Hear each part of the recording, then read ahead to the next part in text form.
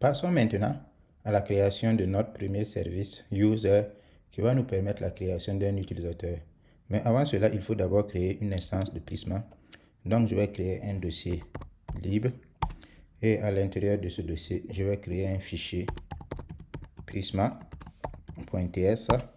et je colle ce code qui va me permettre de créer une instance de Prisma. Ensuite, je reviens dans mon dossier APA et je vais créer un dossier API. Et à l'intérieur de ce dossier API, je vais créer un dossier user, un dossier user. Et à l'intérieur de ce dossier user, je vais ajouter un fichier root.ts. Ensuite, je vais créer un autre dossier type. Et à l'intérieur de ce dossier, je vais ajouter un fichier index. Et c'est à l'intérieur de ce fichier que je vais commencer à créer mon DTO. Donc, je fais export type. Je vais l'appeler create user request body qui va prendre, j'aurai le username qui sera de type string. Le username qui sera de type string. Ensuite, je vais avoir l'email qui sera de type string aussi.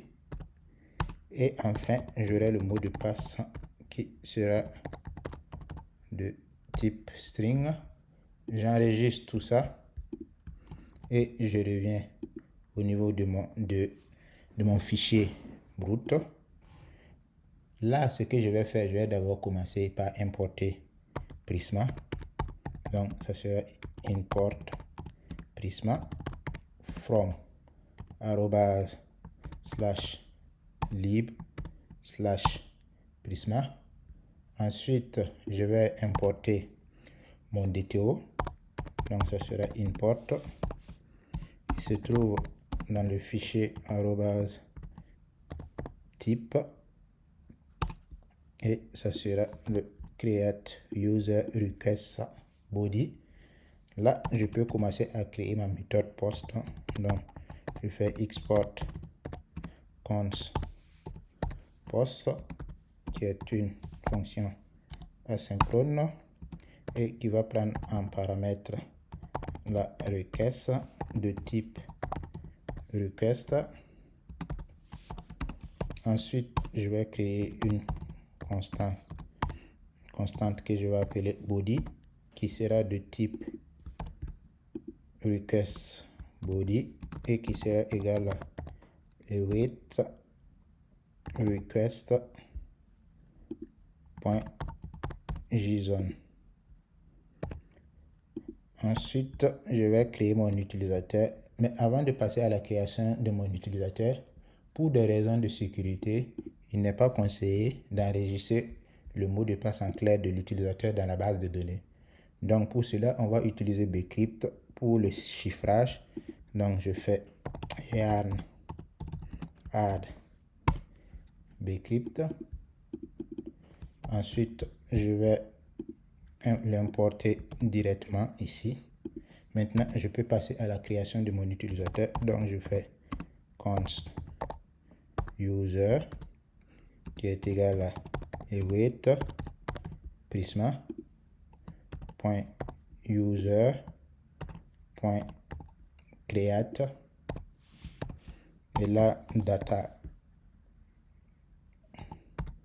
ça sera égal à le username qui sera égal à body.username. Ensuite, l'email qui sera égal à body.email. Et enfin, le mot de passe qui sera égal à await bcrypt.h. Et là, ça fait body.password. Et là, je vais l'ajouter 10. J'enregistre Et là, je vais déstructurer mon utilisateur. Je fais cons, je mets password et 3.result qui est égal à user. Je fais juste ça parce que lorsque je vais retourner le résultat, je ne veux pas avoir le mot de passe dans la réponse. Donc, c'est pour cela que je fais ça. Donc, ça fait return response point JSON. Et là, je peux mettre résultat.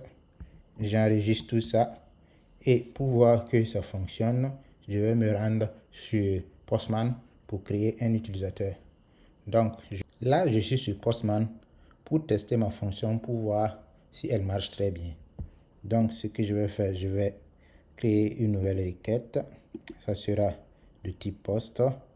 Et là, le body, je vais choisir JSON. Et pour mon nom d'utilisateur, le username, je vais l'appeler Christopher. Ensuite, l'email, je vais dire que ça sera chris@test.com et le mot de passe, ça sera 1, 2, 3 et là ici, ça sera localhost 2.3000 et là je mets API/user et je clique sur send. Et là, je vois que mon utilisateur, il a bien été créé et j'ai comme réponse le nom d'utilisateur, l'email et l'ID. Et pour vérifier ça, je peux me rendre au niveau de Prisma Studio. Prisma Studio, si je réactualise la page, je vois très bien que j'ai mon utilisateur. Et si je pars au niveau de MongoDB, je ferme ça. Je réactualise la page. Je clique sur Browser Collection. Et là, je vois mon projet Nexthost, le user, et j'ai mon user Christopher. Maintenant, nous allons créer une fonction qui va permettre à l'utilisateur de se connecter.